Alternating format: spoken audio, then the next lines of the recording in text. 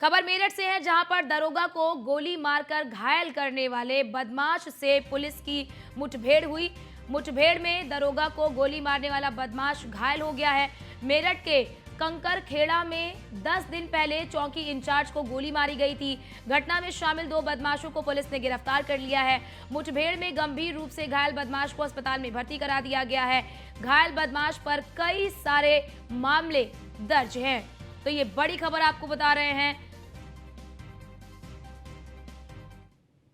22-23 जनवरी की देर रात्रि को 3 अज्ञात बदमाशों के द्वारा एक सेंट्रो गाड़ी को एचआर मंडप के सामने से लूट लिया गया था, जिसमें कि वादी के द्वारा तत्काल ही पुलिस को सूचित किया गया और ये बताया गया कि उसकी गाड़ी में जीपीएस लगा हुआ है, जिसके आधार पर पुलिस की टीम के द्वारा उस गाड़ी का पीछा किया गया और पीछा करने के दौरान जब बदमाश घिर गए तो पुलिस से बचने के लिए उनके द्वारा पुलिस की टीम के ऊपर अंधाधुंध फायरिंग की गई और एक बदमाश जो पुलिस की पकड़ में आ गया था उसको छुड़ाने हेतु उनके द्वारा जो हमारे सब इंस्पेक्टर हैं मुनीश कुमार, इनके ऊपर फायर किया गया, जो इनके सीने में गोली लगी थी और जो हमारे सब इंस्पेक्टर जो घायल बेहद गंभीर रूप से घायल हो गए थे उनको नज़दीकी अस्पताल में भर्ती कराया गया, जहाँ से उनको उपचार हेतु हायर सेंटर रेफर किया गया, जहां उनकी सर्जरी के बाद उनकी जान बच पाई थी। इस पूरे प्रकरण में पुलिस द्वारा हत्या का प्रयास और लूट का मुकदमा 3 अज्ञात बदमाशों के ऊपर पंजीकृत किया गया था। 22-23 जनवरी की देर रात्रि को 3 अज्ञात बदमाशों के द्वारा एक सेंट्रो गाड़ी को एचआर मंडप के सामने से लूट लिया गया था। और हमारे साथ हमारे संवाददाता अतुल शर्मा हमारे साथ जुड़ चुके हैं। अतुल, 2 बदमाशों को गिरफ्तार कर लिया गया है, एक बदमाश अभी भी फरार चल रहा है और ये बताइए कि जिस पुलिस वाले को गोली लगी थी फिलहाल उसकी हालत कैसी बताई जा रही है?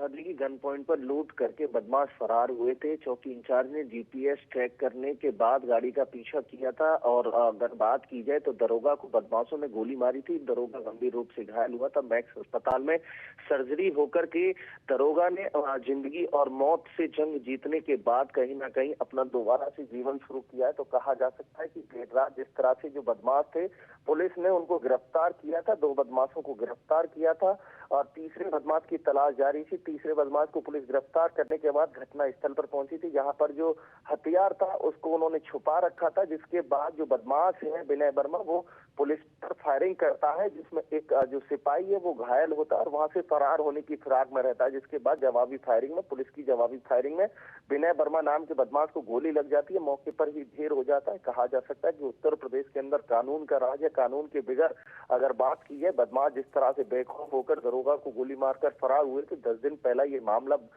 मेरठ में देखने को मिल रहा था कि दरोगा की गोली मारकर जो बदमाश है वो फरार हो गए थे। पहला सबसे बड़ा बात यह है कि जिस तरह से मंडप के बाहर खड़ी गाड़ी को गन पॉइंट पर लूटने के बाद बदमाश फरार हुए थे, जिसके बाद मेरठ पुलिस सक्रियता के साथ बदमाशों का पीछा कर रही थी, जिसमें अगर देखा जाए कि बदमाश खुद पुलिस पर भारी पड़ते हुए नजर आए थे। दरोगा को गोली मार करके फरार हुए थे। 10 दिन बाद पुलिस ने ईंट का जवाब पत्थर से देते हुए नजर आई है। पुलिस का कहना है कि जिस तरह से कल दोबारा फायरिंग की गई, सुमित नाम के बिल्कुल और साफ तौर पे पता चलता है कि कहीं ना कहीं पुलिस जो है ये मान कर चल रही है कि कोई भी जो लुटेरा है वो बचने ना पाए। फिलहाल आपका बहुत बहुत शुक्रिया तमाम जानकारी हमारे साथ साझा करने के लिए।